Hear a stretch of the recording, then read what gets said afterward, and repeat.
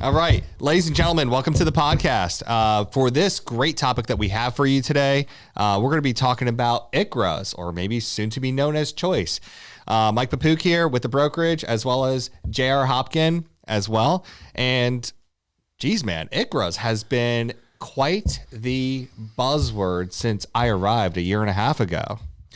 Yeah, it has really. So ICHRAs first came out in 2019 under Trump's first administration, and it was kind of a concept as an alternative to traditional employer-sponsored group plans. And yeah, I mean, the last couple of years it has really gathered momentum. So I think a lot of agents, not even traditional group agents, just individual agents that sell Medicare, life, health, they're all hearing about it. So yeah, it's been big. And with all the buzz, it's been one of those things where if we're always saying, agents, go out there and diversify your portfolio, make sure that you are in control of your universe. What are we doing here at the brokerage to help out with that perspective as well? Yeah. And I wanted to throw out some numbers for you. So with ICHRAs, or with group health insurance, 175 million Americans who are working are currently on an employer-sponsored group plan. 25 million working Americans are currently uninsured. Over the next 5 years, it is looking possibly like 10% of those 175 million working Americans will transition to an ICHRA, which would be about 17.5 million people. So talk about an emerging market. I would say so. I mean, when the Affordable Care Act first came into place, and that was that first year, and we're talking about emerging markets, I believe that number was about 8 million for year one Affordable Care Act. So this has quite the load of potential here. It really does. It really does. And, when you look at the writing on the wall, a lot of carriers, pretty much all the health carriers, Ambetter, Oscar, United Healthcare is getting into it. We have Agency Block, which is our CRM that we use internally. They're going to have a division for ICHRAs. And so, yeah, I mean, it's here. It's here. It's exciting. And, I'm sure that the audience, and I'm hearing from a lot of partners right now, Mike, when are we talking about ICHRAs? Mike, what do we do? What are the next steps? We feel that there's going to be a shift from the ACA market, depending on what happens with the expanded subsidies, as to what could happen for the people that need that SAP affordable coverage, or even just options in general, especially with the group costs just increasing, while consumers are feeling like they don't have control or choice in general. And the beautiful thing about ICHRAs is that we could say that ICHRAs is almost like that choose your own adventure type of health benefit piece. But a lot of people still don't know or realize that they don't exist. Of the many partners that we have here, I probably heard from only 10 people that are actually inquiring about ICHRAs, and the others saying, well, what is ICHRA in general? Well, today, you know what we're going to do? We're going to break it down into plain English and figure out what we can do to remove that shroud of confusion. Okay. So, JR, my first question to you. What's your gut reaction when you hear ICHRA, and why is it confusing? I think the biggest confusion from my vantage point surrounds the idea that you have to sell group insurance, right? You have to be a group agent that normally deals with employer-sponsored plans, level-funded, self-funded group plans. But that's really not what this is. This is an alternative to that. Now, the beautiful thing about ICHRAs is the employer still has the freedom to offer traditional employer-sponsored group coverage to their employees, but they can also opt in for an ICHRA for the other employees. And as you just alluded to, it gives the employer the ability to set aside a pool of money, okay? And then with that pool of money, the employees can individually go shop for their health insurance and their family, versus here's 3 to 4 plan options from the employer. You have to pick one of these. There you go. So once you really strip it down, it's really not that confusing. It's really more about giving employees control of their own health insurance instead of that one size fits all. So it's almost like we're going to take cool things that are concepts about the group chassis, but fit this into an independent or IFP type of model. So that's a good way to look at it. Yeah. Okay, very good. So, by the way, how did ICHRAs come to be? And what problems do they solve in general? They really came to be because of the rising cost of traditional group health insurance. You have those 25 million working class Americans that are uninsured that have group health offering. They can't afford the premiums on it. And I read in 2025, actually, employer-sponsored group health premiums are going to be the highest than they've been in decades. So thus paved the way for this alternative, such as ICHRAs and ICHRAs. Yeah, because even with the Affordable Care Act, when it comes to the employer affordability piece, that's for groups of 50 or higher. So it's the 50 or higher that are penalized, correct, for providing employees with unaffordable coverage, right. Correct? Yes. So it's the small groups, the groups of 2 to 49, that ultimately, if the employer is saying, here, this is the best that I can provide, and it's going to cost you $2,000 a month, or in some cases, I've actually heard $2,000 per pay period. Right. Too bad, so sad. This is all that we can do, and this is all that we can afford. So that also helps out that problem as well. Yeah, no doubt. And, it's, again, I don't look at it as challenging traditional employer-sponsored group health insurance. I look at it as an avenue alternatively, because of the majority is in that 2 to 50 life range of employers, right, in the United States, small business owners to even medium-sized groups. Here at the brokerage, we have, I think, 83, 84 full-time employees now, so we're considered more of a medium-sized group. Anything over 100 or 200 employees would be considered large group. So it's really helping the small business owner be able to offer more coverage to where their employees don't have to go without coverage. Because what a small, especially if you have someone with 2 to 5 employees, they're going to start cutting benefits on their worksite employee benefits offering, and health insurance is going to be the first to go, and then maybe dental, then maybe, ancillary products. So this really gives them an alternative, when it comes down to. Absolutely. And from an employer perspective, you want to be able to offer some benefits to help out with employee retention, but also satisfaction as well. Absolutely. Yep. So, by the way, what's one of the biggest myths when it comes to ICHRAs in general? I think just it's complicated. That is the, again, it's the mindset of, oh, I've heard of ICHRAs, but don't you have to have a certification to be able to sell them, right? Do we? Do we need a certification? You do not. Oh, my goodness. You just need, just like with the individual family plan with ACA, you just need to have your FFM certification through CMS, which comes out in August. Okay. And then you need to make sure you're contracted, appointed with the ACA carriers that you will be offering. So pretty much all of our licensed agents right now that are selling ACA, if you have a life, health, and accident license, you can offer an ICHRA. You can put together an ICHRA. So that's already done. So usually when you go into Medicare, or when you go into life insurance, or when you come into the ACA market, which each of those verticals per se, you need to get those certifications, you need those carrier appointments, you need to go through all this additional training. So it sounds like this is if you're already in the under 65 market, and if you're already part of selling ACA, this is a very seamless transition for that group of agents, as far as just saying, hey, I just need to now get educated on ICHRAs in general versus additional pieces. That's it. And it just comes down to the education. And once you get the education, you get the knowledge of how to present this to an employer, walking into a barber shop, walking into a restaurant owner, just asking the basic question: Do you offer health insurance for your employees? If the answer is no, I have this new concept I would like to present to you.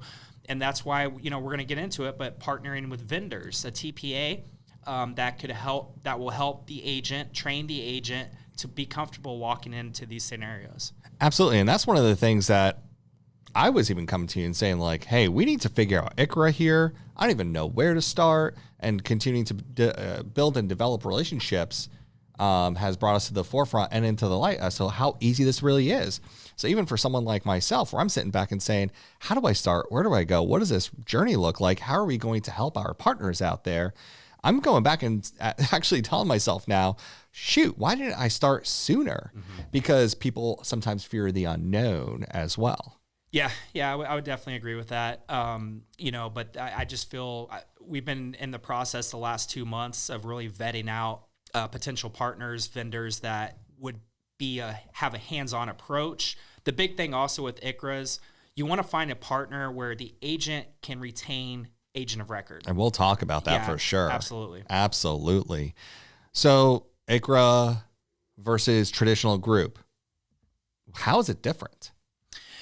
I would just say you have more flexibility. It really just comes down to flexibility for the employer, being able to, again, offer both if they choose to, because knowing if you go on an ICHRA, and take Texas, for example, with the ACA marketplace, we only have HMOs and EPOs. Your traditional group, employer-sponsored group plans, they may have a couple PPO options, and people are very adamant about wanting a PPO. Some people are, if you can't find the right HMO or EPO plan that your doctor accepts. So the flexibility to be able to offer both a traditional group plan and an ICHRA, it's just a win-win for the employer. It's a win-win for the employees. Absolutely. So with ICHRA, the employer sets that budget. The employee gets to choose the plan that works best for them. It's almost like a health insurance gift card of sorts. Well, yes. And here's another thing we're looking at with this big, beautiful bill and with the CBO that is in coordination with it. If that passes and ICHRA's our choice, what they're proposing the name change to be known as, we're talking about it being federally regulated. That means the employer will be able to be in a position to get tax credits, both from the federal government and from the state. Oh, wow. That could help fund that ICHRA and give the employees, more money set aside to go and pick the plan that works best for them. And when you're talking about tax credits, the Fed and the state coming in to help out with these costs as well.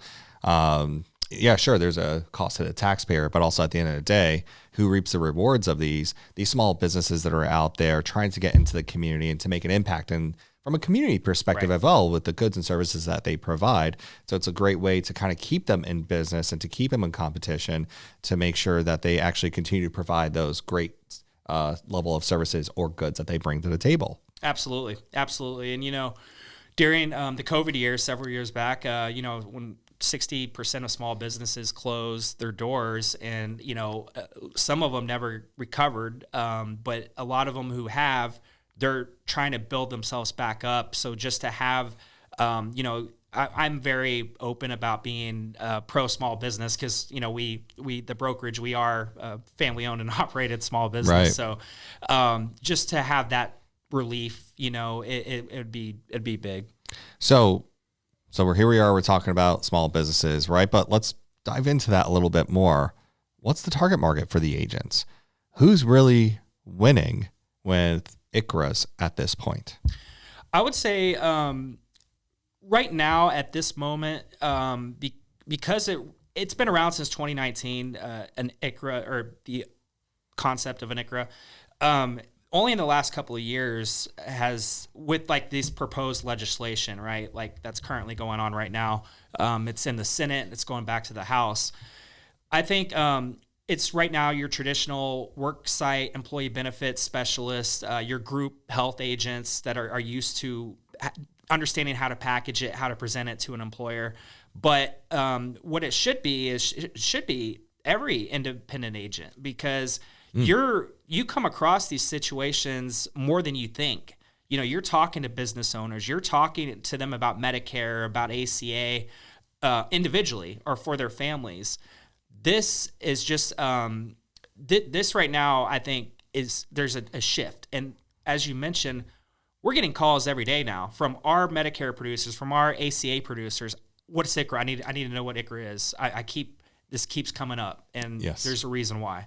Yeah, and honestly, so agents, while you're out there, think about industries that are high turnover, right? Even work from home, remote, gig economy type pieces. I would say these are the kind of the areas potentially that are getting those big wins as far as how ICHRA is actually helping to save money in general, but also providing flexibility and cost control for the employer and employee as well. Absolutely. Yep. So just out of curiosity, I mean, so we're talking about a lot of great things when it comes to ICHRA. What are some common pitfalls or compliance issues that people need to be aware of? Or is this even an issue in general?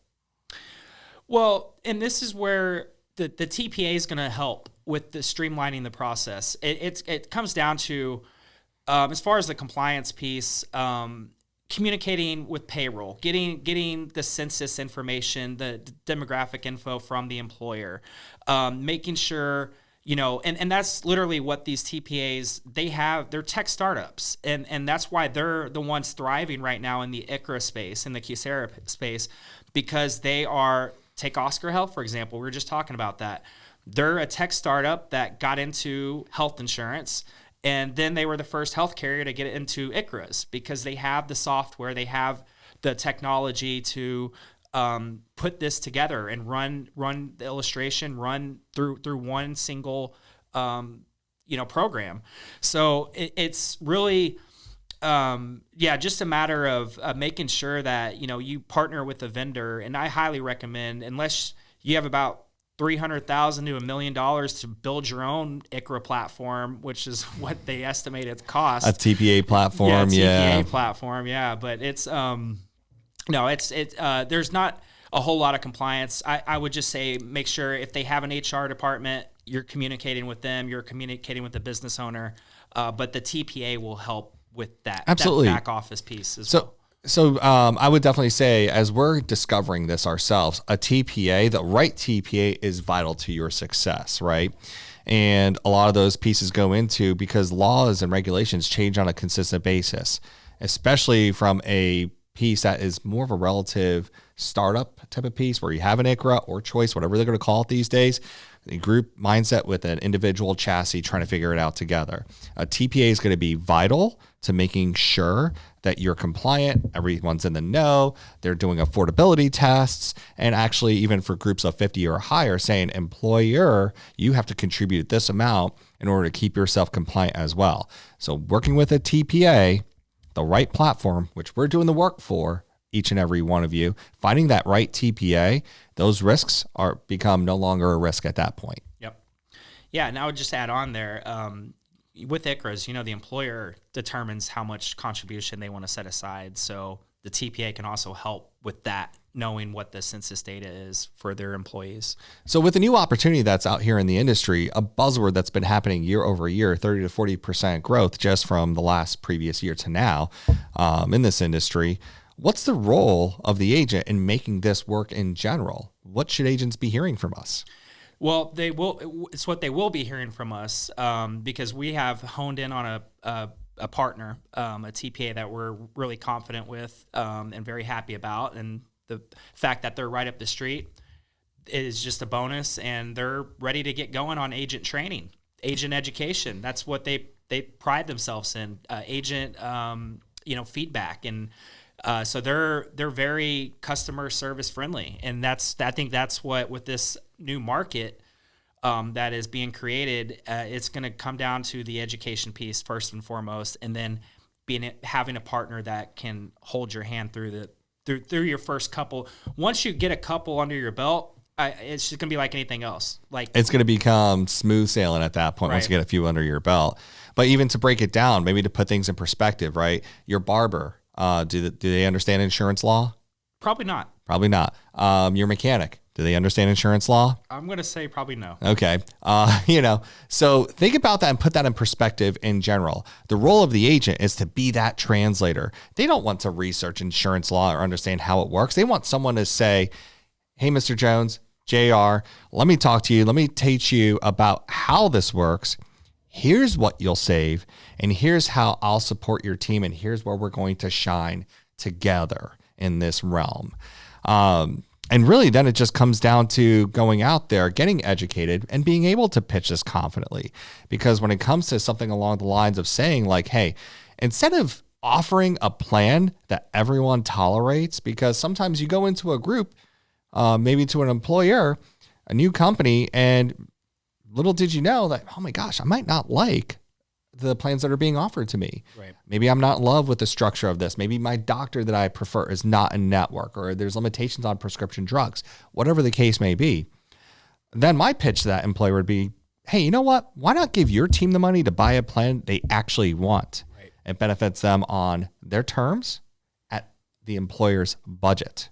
And seeing at that point, now you're going from a group, position yourself in a group scenario to now you're just enrolling each employee like you would an individual as an ACA agent or, selling health insurance. It's individual from that point on, right? Absolutely.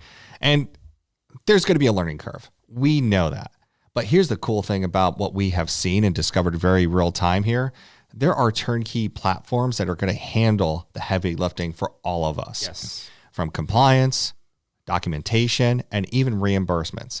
So know, ladies and gentlemen, that this is not a manual process at all. It's 2025. And we've got the tech for that. And we have the right TPA partners that we're looking into for that piece as well. So, JR, where should someone go next to learn more about ICHRAs? Well, I will say you should come to the brokerage because we're going to be a leader in all things ICHRAs. The biggest decision we're going to have to make, especially if this becomes federally regulated, is it going to be its own division within the brokerage? Yeah, it's a lot of good potential pieces in there as well. There was a study put out by Deft Research. 9 of the 10, if you take 9 out of 10 employers that switch to an ICHRA, they have stayed with an ICHRA. They're satisfied with ICHRAs. So that retention piece is going to really help out from the mentality of what ACA agents have been going through for the last, since ACA started, where it's pretty much more of a 40% retention piece where they stay with the same plan year over year.